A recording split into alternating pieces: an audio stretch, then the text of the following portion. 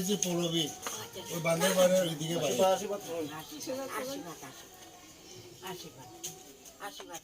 ঠিক আছে, খুশি হলাম।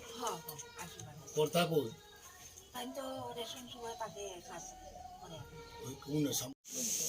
দীর্ঘদিনের তো সম্পর্ক, সম্পর্কটা নিয়ে এখান থেকে চাই। হ্যাঁ ঠিক আছে। পরিষদে 17টি ওয়ার্ড 17 জন প্রার্থী আমরা দিয়েছি। এই 12 নম্বর যে ওয়ার্ডটি আছে মহিলা সংরক্ষিত, আমাদের পৌরবী দিয়েকে আমরা প্রার্থী করেছি এবং আমরা ঘুরে ঘুরে যাচ্ছি। এখানে যারা বস্তিবাসী আছে তারা খুব কৃতজ্ঞ। একসময় সিপিএম আমলে উচ্ছেদ করতে এসেছিল, আমি যখন বিধায়ক ছিলাম তখন আমি প্রতিরোধ করে তারা এখন বাস করতে পারছে।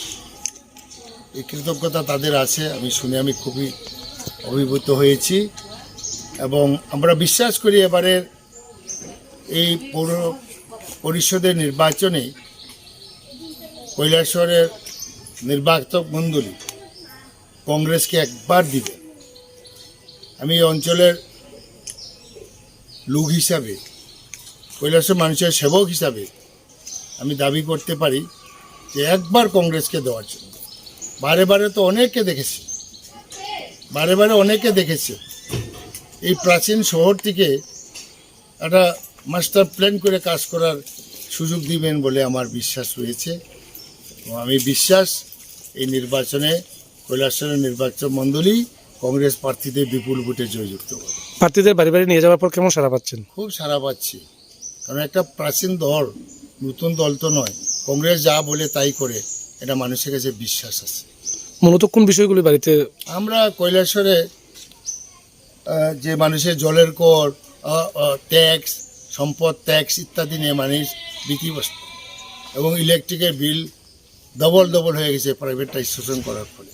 মানুষ বিরক্ত হয়েছে এবং আমরা কংগ্রেস পার্টি থেকে ইশতেহারও প্রকাশ করেছি যে কংগ্রেস পৌরসভাগুলো দখল করতে পারলে আমরা জল ট্যাক্সটা উঠিয়ে দেব, ফ্রি করে দেব জলের।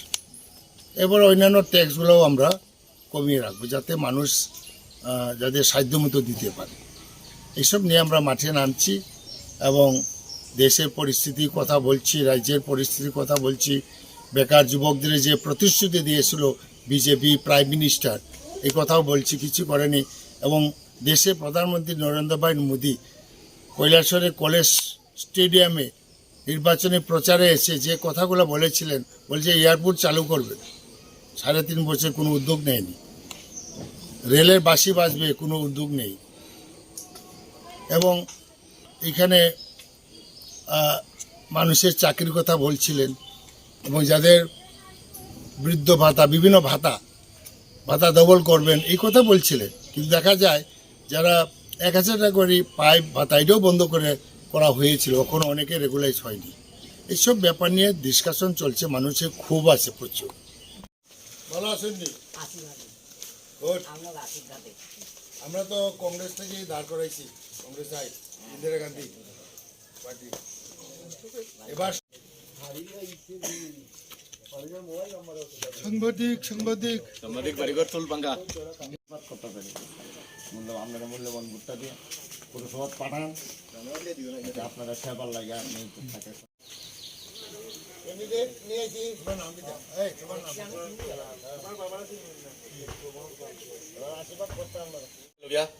তাইলে এবার আমরা একটা মিস কল লাগে দিন নাইলে। আচ্ছা আচ্ছা ঠিক আছে ঠিক আছে।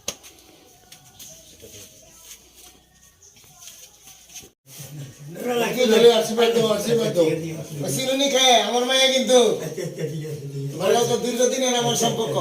হ্যাঁ আমার করতে গা ঠিক না, মনে আছে না আমার কথা? হ্যাঁ ওদিকে পারেনি তো আমরা সিনেমার কথা সবাই আশীর্বাদ করতে আপনারা যাতে পুরসভা দিতে আপনারা লেগে সেবার লাগে